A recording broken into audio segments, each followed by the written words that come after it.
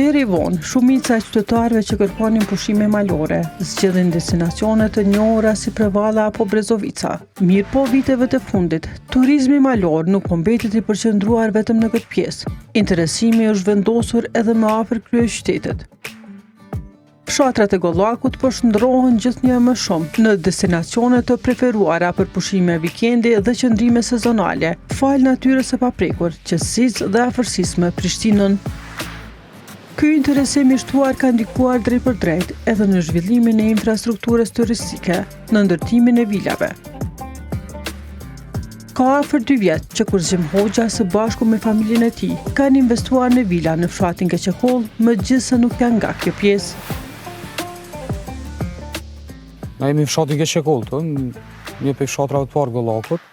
Na jemi tuaj, na kemi blet tokën, kemi blet që një 5 vjet nëse s'gaboj. Po ideja ka qenë mes familjes, ka qenë ide e përbashkët, edhe kemi vendosur me bo. Se realisht na punojnë atje tjetër punë, e na gastronom. Po edhe kjo është pak a shumë e ngjashme, nuk është këtë punë tjetër që mundna me thonë, po kemi vendosur bashkërisht me krejt familjen, një biznes familjar, edhe kemi vendosur me bo pak për turizëm. Na kemi filluar që 1 vjet e gjys, puna është mirë, pritet të ardhmen pas ande ma tepër, se përgjithsisht është u zhvillu me një hap shumë të madh Gollaku. Jemi, s'moj me thonë të parë, po prej të parëve, edhe deri tash është shumë mirë, na u kam bu 1 vjet e gjys, edhe me kalimin e kohës, jemi edhe tu investu, tu zhvillu, tu përparu. Fillimisht është mirë tu eci. Ndërtimi i vilave është rritur ngjeshëm, ndërsa shumë qytetarë po investojnë në prona për qëndrime familjare apo edhe për qëllime turistike. Tash ka fillu edhe në pjesën e Gollakut, nëse s'gaboj pravarësisht janë rreth 20 komplekse kënej, ka fillu me ardhur edhe kënej, edhe është shumë afër Prishtinës. Është dikon 20-40 minuta në varet prej se cilën pikë ka me arrit. Ka fillu kënej më kërkesë shumë e madhe është. Rana 5 vite besoj që ka me konë një pikë destinimi për krejt Kosovën, jo për krejt Prishtinë. Pjesa jonë këtë për Prishtinës një shumicë vim veç për një natë, eventualisht 2 net, po ka dhe gjenerata vjetra të moshë më të avancume që vinë rrinë rrëth 2 javë, 3 javë, për shkaktarit, për shkak natyrës, është me shnetshme, se i për qytet. Ajri është tjetër nivel, është tepër i favorshëm, është shumë i mirë sidomos për shëndetësi. Familja janë pjesërisht jetojnë këto, për shkaktarit. Pjesërisht jetojnë këto, jemi të në kohën këto që edhe kjo është mirë për neve. Po njërën, na i kemi momentalisht 6 vila, vetëm e 5 funksionojnë. Prej vitit tashëm besoj që shpinë edhe përfundojmë, jemi të punu dhe shpinë, mas nej me mujtë edhe me funksionu me 6 vilat, se prej kur është investu, kemi jetu këto. Një pjesë, jo krejt familja, prind jetojnë këto edhe ndërkohë mas nej, si pas kohës lirë vinë edhe pjesa tjetër. Natyra e qetë, ajri i pastërt dhe distanca e shkurtër nga qyteti ka bërë që këto male të shndërrohen në destinacionet e preferuara për vizitorët nga Kosova, por edhe nga vendet e huaja.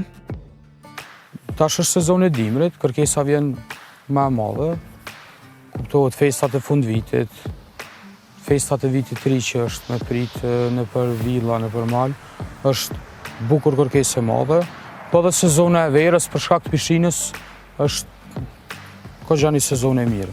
Kogja është një sezon e mirë. Vikendet janë thujse plot, ditëve të javës varet sipas eventit, klientit, na i ditë linje, na i diçka. Varet sipas pushimit në përpuna që kanë. Kryesisht vinë prej Prishtinës, po vinë edhe prej shteteve tjera, ka prej Maqedonisë që vinë shumë, prej shteteve tjera që vjen Maqedonisë, shqiptarët Maqedonisë që vinë shumë, ka edhe për sezonën e dimrit, ka edhe shumë të Shqipërisë që vinë. Për neve u kom bevasuse që na ofrojnë villën edhe në booking, kena të listume, por shumë bevasuse ka pas vitin e kalume dhe të lindjes mesme shumë. Oman, Katar, ka pas të shteteve arabe, Arabia Saudite, kështu me radhë. Grek ka pas shumë, kom pak bevasuse, sidomos për neve që u kom viti jo një parë, kemi mendu që Se kemi mendu në fakt që ka më mujtë me pas shasin po klienture, po ka pas bukur shumë. Hoxha tregon se çfarë ofrojnë ata për turistët vendor dhe të huaj. Po fillimisht na të ofru veç villën. Villa i ka 2 dhoma të gjumit, sallon me kuzhinë, deri në 6 persona mund ma ku më duan to, pa problem. Edhe për momentin nuk ofrojnë ushqim a diçka, prej vitit të ardhshëm besoj që kemi me startu me ofru dhe mëngjesin. Po momentalisht ka pllaka elektrike se cilën villë që ka për përgatitje dhe se cila villë jashtë është e pajisur me skarë. Si një shumicë e madhe e villat që kërkohet skara për pjekje, për shoqëni, për familje. Po villat janë me karakter përkohshëm, janë montuese, është punim me konstrukt hekret. Mas në disa pjesë janë të punuar edhe me mur. Kështu është përgjithsisht është konstrukt i hekrit. Ndërtimi i vilave ndikon edhe në zhvillimin e ekonomisë në këtë anë, përderisa linja e trafikut urban në këtë anë po e bën më të favorshme këtë destinacion. Po në pjesën më poshtë se na ka dhe banor, ka rezident që jetojnë të, mas ne ka që mbi zotërën këto është villat që vinë vikende. Vikende është thujse si qytet, se vikende vinë krejt se cili ka atë shpinë që janë të venit, që jetojnë për Prishtinë për kështu, po vikendet vinë këtu se bushet venën. Po besoj që rezulton mirë, se sa ma shumë zhvillim, pastaj edhe kërkesa rritet, edhe ofertat janë shumë mira besoj. Në fshatin Keqekull është edhe fabrikë kafës që ka njerëz që punojnë, ka që punojnë.